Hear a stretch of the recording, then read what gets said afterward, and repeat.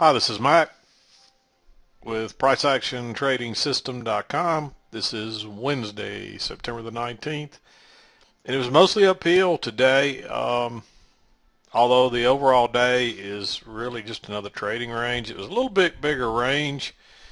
I would call it from 1452 to 1459 maybe. So it was a couple points bigger than what we have had, but obviously the highs were the logical place to be looking for here.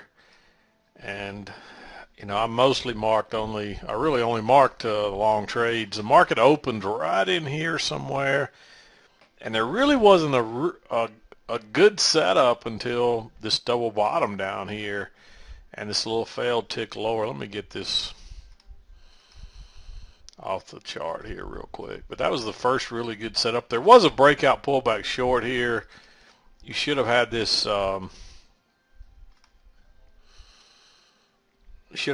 range, which is what we were in when the market opened.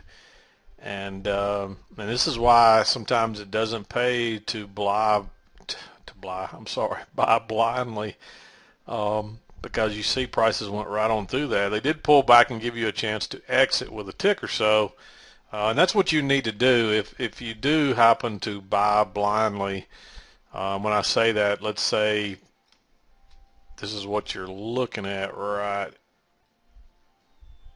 Coming in here, and you want to go ahead and put your order right here, right along this area right here, then that's what I call buying blindly, or just buying support or selling resistance or whatever. And so let's assume that you did go ahead and put your order here, and you were just going to buy this bottom blindly, and you're really better off to wait for a failed break lower, and then see what happens. And you see there was really no setup because this ended as a doji, and so excuse me, and you don't want to be going long above a doji. So better to just wait on this trade. It turned out to be a breakout pullback short, but there's not a really good setup on the breakout pullback short either. But what you should have been looking at and thinking about was, hey, we got leg one right here, and then look, you got a two-legged move down right here. So that's what I was looking at, and it's possible that you went long right here. If you did, you got trapped, and that's why when you got a lot of movement down like this, you're better off to wait on a trap or a second entry long. A lot of times you see this overlap, and it's nice to go long above that, but you're so close to the EMA. That's the thing I'm telling you. You got to be a little further away from the EMA than that, because it wasn't enough room to scalp out before you come back up. And generally what they'll do on a move like this is they'll create some kind of double bottom or some kind of reversal pattern. And this is a great one right here. When you saw this double bottom with these matching lows, that's the place to drop you a limit order. And just to give you an example, you just drop a limit order right there along that, and when prices tick lower, it executes your order and then reverses. And that's a fairly safe trade right there, because you got all this overlap. Your prices are getting away from the EMA again, and we haven't touched in a while. You've got your two measured legs down. But if you didn't go long there, you definitely, when this ticked lower and reversed and closed on its high, it's a great place to go long right there. And it took it a minute. You see that little doji ended there, and that could have scared you out if you did go long there, but look at the move afterwards. Nice move up, and this was probably no doubt about it, this definitely was probably news related, because there was some news, several different news items that came out, and this was probably news related. And then suddenly the market, but you got that trap right there, and that's what happens. The market suddenly starts running higher, and there really was probably a short here too, a move that strong. You got to be careful though. I didn't mark it, and this ended really as a doji, even though it's closed on the lower end of the bar. If you took it, it probably was okay, but you may not have got your full scalp until it pulled back and then started down. And you don't want to take a second entry short with all that overlap so close to the EMA after that leg up. You got to be thinking we're going to get another leg after a bullish leg like that. And you notice too there was a kind of a trend line coming right down through here. So we had the break of the trend line, and then we pulled back, and we just couldn't quite make a new low. And another thing I wanted to show you too, I don't know if you remember me talking yesterday about how prices were just acting really weird in here yesterday afternoon. All of these bars that ended in dojis and with green bodies coming up through here would be very bearish bars way down here, and just before they would close, this huge amount of buying would come in and drive them back up. So somebody, you know, for whatever reason, was buying this market. There's a lot of buying going on in this price area. Does that mean they know something? I don't know, but we're back down here again testing that, and you know, but that's generally a sign of a lot of resting orders, and you know, they didn't really want to buy the market on the way up, but every time it came back into these lower areas, they were willing to buy it again. And you can see how strong these bars were at the end. Excuse me, I'm I'm having a little bit of throat problem again today. I've just about gotten rid of this Brazilian throat issue I brought back from Brazil, but we had a cold spell here overnight and this morning, and it seems to my throat seems to be a little scratchy again, not like it was, but I apologize. I'm having to some throat issues again. But anyway, this was a great setup, and you know, you got to be thinking, are we going to get another leg like that or not? You know, I wasn't sure when we got this big sell-off, and that's what they do. They try to fake you out. But you might have been thinking, okay, we might get another leg like this. So I was a little bit concerned about that. But when this made a higher low here, it bounced a little bit higher, and you know, we were way overdone here. And really, all they're doing is they're pulling back to, you know, like I tell you, they almost always come back to get the break-even stops, and that's what they did here. They came all the way back.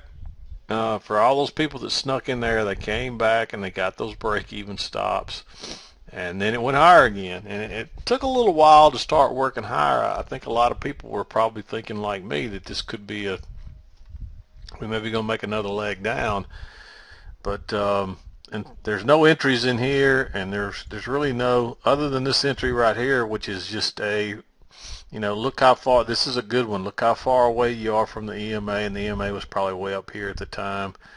And let me just show you what that looks like if you cover all that up. You see that right there. You see prices are way down here, and you get these bars starting to overlap. You're close to this low support already. And I actually had my order in right here, one tick from the bottom, and lo and behold, my order got executed on a limit order without it ticking through. So I was trying to buy blindly, one tick above that high, being that far away from the EMA, and that's what it kind of looked like at the time, and you wouldn't have had that bar in there. And so that's what it looked like when I placed my order right here. I just dropped a limit order right across here, and I was really surprised that it got executed, but it did. Didn't have to tick through, and then you see what happened. It was off to the races. Unfortunately, no runners because they pulled it back, and then there really wasn't another chance to enter again until here. And the reason I liked that entry was it's a breakout pullback long, and you know, we're heading back to test these highs again, and we went right on through that this time. So then you got to be thinking we're probably going to end up going to these highs. But when you get this kind of move right here and it starts heading up again, you could have gotten suckered into the market right there. But we aren't quite back to the EMA. That's only your first entry. It's better to wait on your second entry. We had a nice reversal type bar here, but it never triggered. And then it turned down again, so that's a second entry short that failed, and you got a little doji here. So trying to buy across this bottom or buying above that doji was your second entry long, and you had to figure we probably had a trap when it broke below this bar and then turned back up. And so this was another great entry right here, and it took this one a few minutes to work up. It went to about 1457.75 or so, and then it started backing up, but then it bounced out of there and took off and came up and tested this high. And there really was a short here as well too, and if you had drawn your trend line, this was kind of a tough trend line though, because you might have drawn it like that, or you might have drawn it like that. But when we bounced right here a couple of times and you had all these long stems, I just kind of turned mine up and then they matched right there. And if you copy that and carry it up, then you get this line up here, so to speak. So, but really, even if you didn't do that, you could have gotten your line right here and drug it down to here, and you still find this reversal right here. So you get that. Actually, that line doesn't look quite right. And you can see that. You get that line right there, and you drop it down. It kind of fits in there, and that helps you find this. But this is all this is almost a repeat pattern to this right down here. You got the double bottoms. You broke lower. It's coming off that trend line right there. It was a great place to get long again. I actually, when we broke below that little doji right there, I actually went long there. But if you didn't go long there, you definitely should have gone long right here. But this was the better place because it actually allows you to get long right at the very low. And, you know, there's not a lot of room by the below the EMA, but notice this. This is a little different. We've been above the EMA all day, and this is the first break below it. And generally, that first break below it is going to, you know, see prices run up higher again. And so that's a little bit different there. And really, the thing I really liked about this setup, let me get this out of the way so I can show you here, was this very bearish bar that closed right on the low, and then it ticked one tick lower and turned and just really couldn't go any further. It actually ended up going another tick further below that, but that's what I love. When you get a little doji down here, right at that double bottom, again, you could have dropped a limit order right there and gotten low, one tick off the low of that move, and then gotten several points up through there. And it's scary, it takes practice, and it's hard to do, but that's the way to enter the market. And you could have done the same thing right here.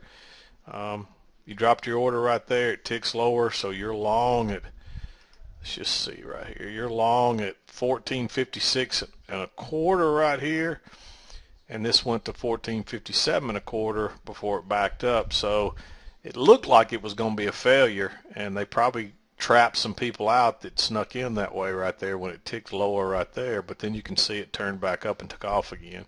And that's how they fool you. They just, you know, they find ways to fool you and trick you into jumping out of good trades and enter into bad trades. Because when you see a bar like this right here, that looks so bearish right there.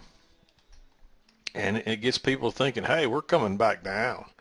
And they all jump in there underneath that bar, and it just traps them, and then they take it higher again. So don't fall for those traps. As bad as you want to get short right there, you can't get short where you've bounced at this support all those times. Yep, it's true. Prices could have rocketed on down, and you might have missed a good trade. But most of the time, prices are not, you know, they're going to trick you like they did right here. They're going to trap you in this trade.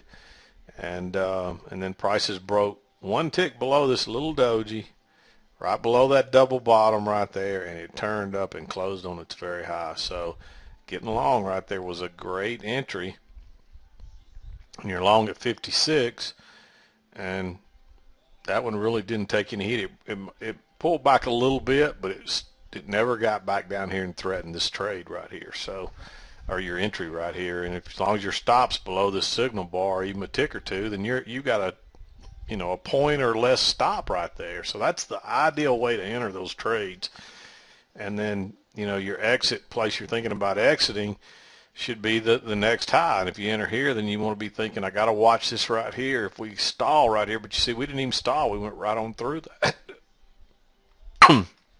And never really didn't look back till we tested this high over here.